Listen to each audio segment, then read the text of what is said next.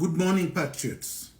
Today I'm going to speak to you as the general of the National Revolutionary Movement and the general of all the revolutionary forces.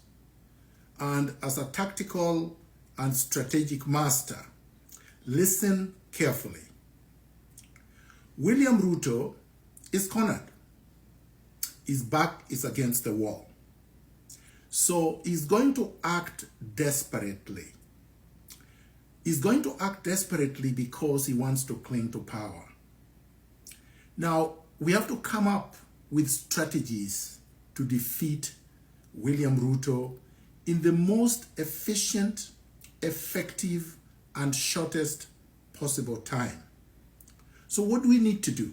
Number one, when attacked at home for no reason and attempts are made to abduct you, make noise and resist.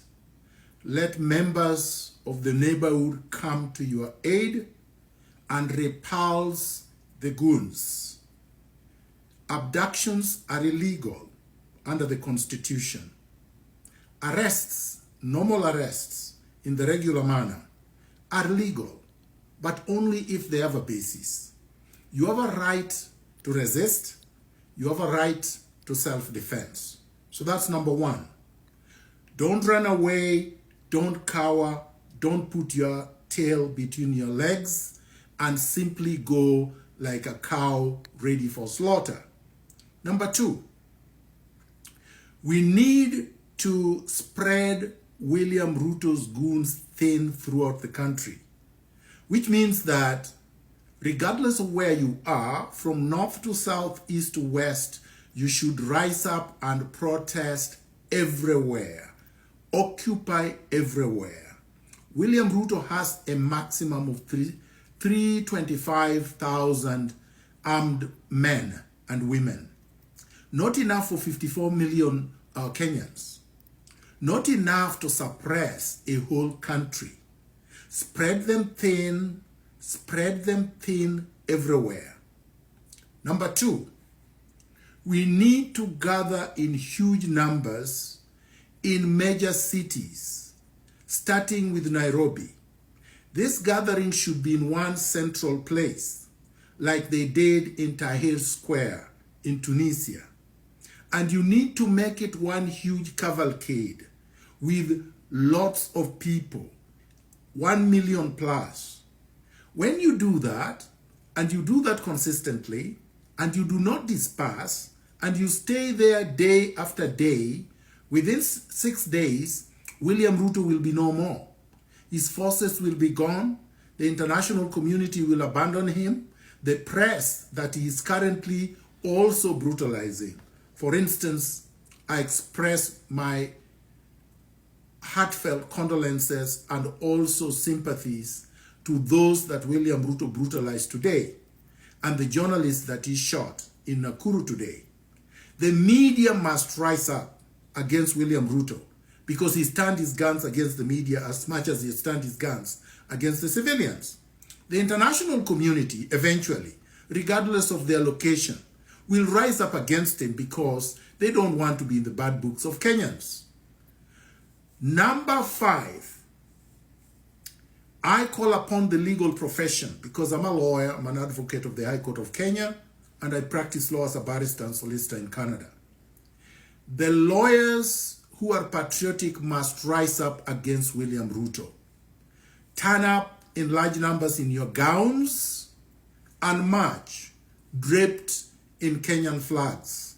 Let the world see that William Ruto is going to treat the Kenyan flag as contraband, as a criminal garment.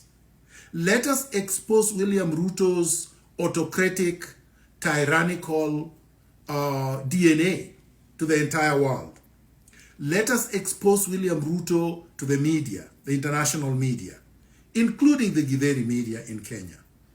Let us make sure that we expose William Ruto, we resist him, and we protest against him gallantly. Within 6 days of consistent daily protests, William Ruto will fall. The problem that I've seen with the current protests is that they are like flash floods. We do them one day and then we allow him time to go and recuperate and rearm and stock his ammunition and hire more goons. We should not give him respite. We should not give him a breathing space. William Ruto has crossed the Rubicon. He has crossed the red line. He's reached a point of no return. He must fall, and he must fall now. Let us forget about our sectarian and parochial differences. Patriots must unite.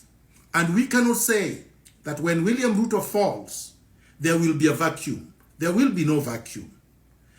Let nobody say that if William Ruto falls, that Gachagua is going to take power. William Ruto will fall with Gachagua, with Raila Odinga, and with all his collaborators. And when that happens, we will demand that the Chief Justice steps in and chairs the Transitional Council that will shepherd Kenya into a new republic, where we will have fresh elections with a reconstituted IBC, and we will overhaul the entire system that was set up by the colonialists and revolutionize and transform our systems of government, our economic systems, our social systems, our cultural mores.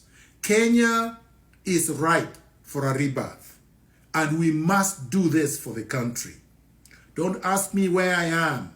Don't ask me where I'm speaking from. That's sectarian parochialism, because the only people asking that question are people who want to abduct me, people who want to come and torture me and kill me. I've gone through many of those, starting from Moi's time up to now. Let no old men and women lie to you and sell fear to you that William Ruto has reformed, that now is the time to give him time. We don't want reforms. This is a revolution.